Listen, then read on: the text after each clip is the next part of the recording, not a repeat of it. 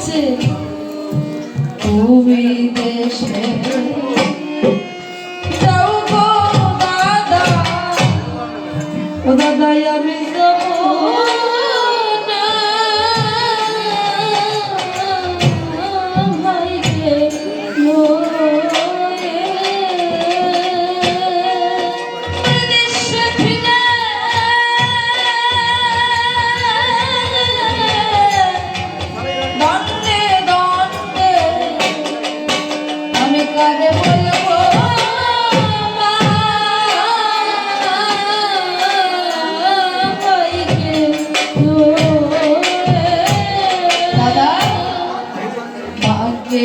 যদি রেখে যায় দাদা ওই রাক্ষসের বলে ভাইকে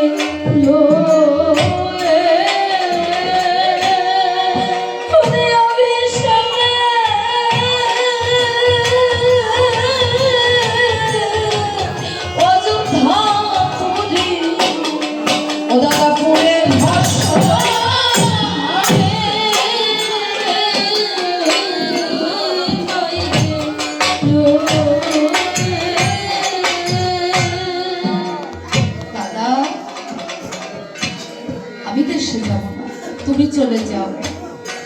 তবে দাদা তুমি যখন দেশে যাবে আমার মা যদি তোমার কাছে জিজ্ঞাসা করে ওরা তুই তো আমার লক্ষণকে নিয়ে বনবাসে গেছিলি বাবা, তোমার লক্ষণ কোথায়? তুমি যখন একা যাবে আমার মা যদি জিজ্ঞাসা করে ওরা আমার লক্ষণ কোথায়, তুমি কি বলবে? তুমি কি বলবে দাদা? চিন্তা করো না, আমি বলে দিচ্ছি। লক্ষণ আমার বলছে ও দাদা দেশে গিয়ে ও দাদা, দাদা বলবে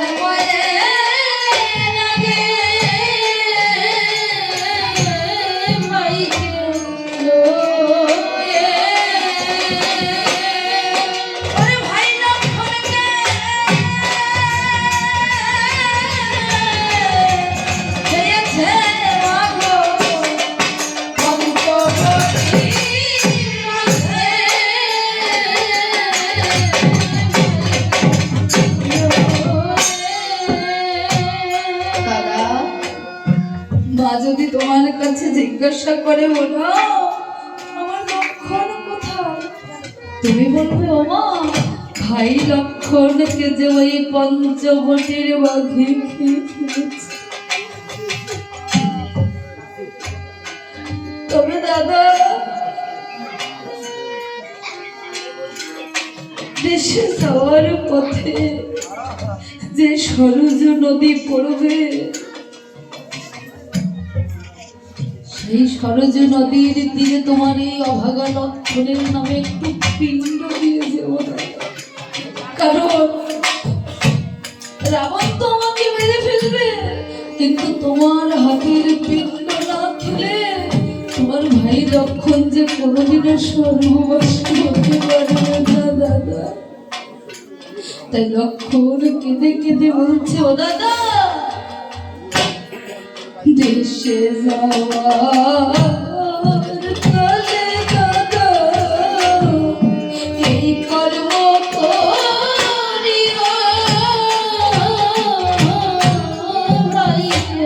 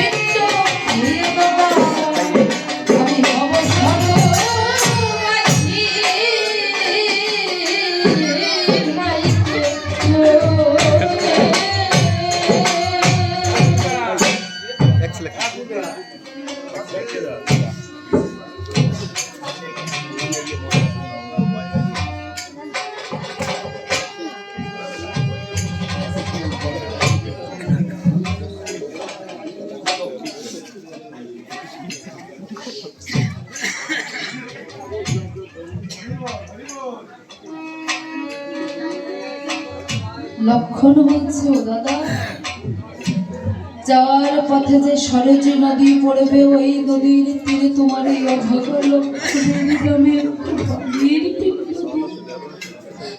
কারণ তোমার হাতের পিণ্ড না খুলে এই অভাগা লক্ষণ যে স্বর্গবাসী হতে পারবে না।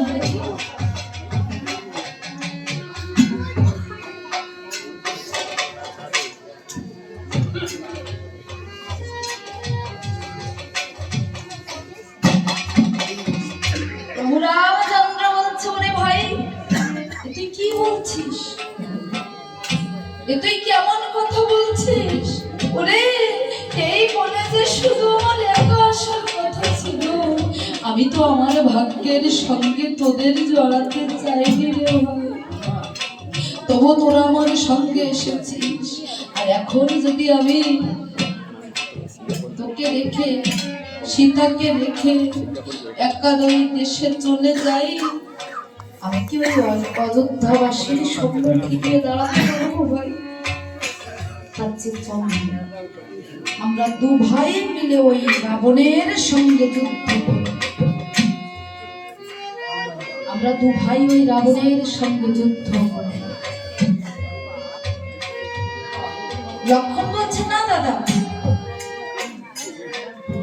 রাবণের পুত্র ইন্দ্রজিৎকে আমি হত্যা করেছি, তাই তার সঙ্গে যুদ্ধ শুধু আমি একা করব, তুমি শুধু আমার পিছনে থাকো। তাই দু ভাই আমার ধীরে ধীরে চলেছে রণক্ষেত্রের দিকে। যেই না দূর থেকে রাবণ রাজা প্রভুকে পুনরায় দেখেছে, প্রভু রামচন্দ্র আর ভাই লক্ষণকে একসঙ্গে দেখেছে, দূর থেকে রাবণ রাজা আবার প্রণাম করছে।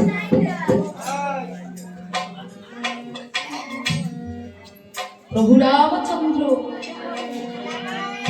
রাবণ রাজা যখন ওই শক্তি সেন নিয়ে দাঁড়িয়ে আছে, প্রভু আমার গিয়ে বলছে, ভাই লক্ষণের সম্মুখে দাঁড়িয়ে বলছে, ও শক্তি সেন,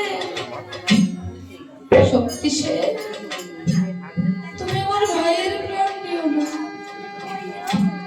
ও শক্তি সেন, তুমি আমাকে মেরে ফেলো। তুমি বলো তো শক্তি সেন, আমি বড় ভাই হয়ে কেমন করে আমার ছোট ভাইয়ের মৃত্যু দেখবো? তুমি আমার প্রাণ নিয়ে নাও শক্তি সেন, কিন্তু তুমি আমার ভাইকে মেরো না। তুমি আমার ভাইকে মেরো না। জানো শক্তি সেন, আমি যখন এই বনে এসেছি, আমার মা আমাকে বলেছিল, ওরা তুই আমার লক্ষণকে দেখিয়ে রাখিস বাবা। শক্তি সেন, এই বলে এসে আমি আমার সীতাকে হারিয়ে ফেলেছি। এখন যদি তুমি আমার ভাইয়ের প্রাণ নিয়ে নাও, আমার দেহে যে প্রাণ থাকবে না। শক্তি সেন,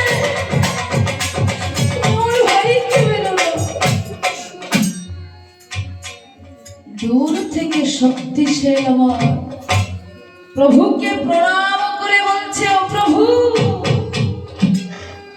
আমি যার কাছে থাকি, আমি তো তার আজ্ঞাবাহী দাস। আমি যার কাছে এখন থাকি, আমি তো তার দাস, তার আদেশ তো আমায় পালন করতে হবে, তার আদেশ আমাকে পালন করতে হবে।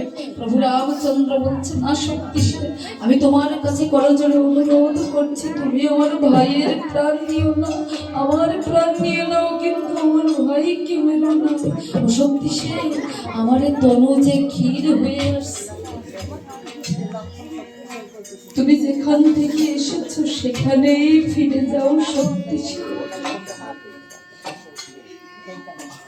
তুমি যেখান থেকে এসেছো সেখানেই ফিরে যাও, আমার তনু যে ক্ষীণ হয়ে আসছে। শক্তি সেন আমার বলছে প্রভুকে, ও প্রভু, তুমি এমনি করে বাধা দিও না প্রভু। প্রভু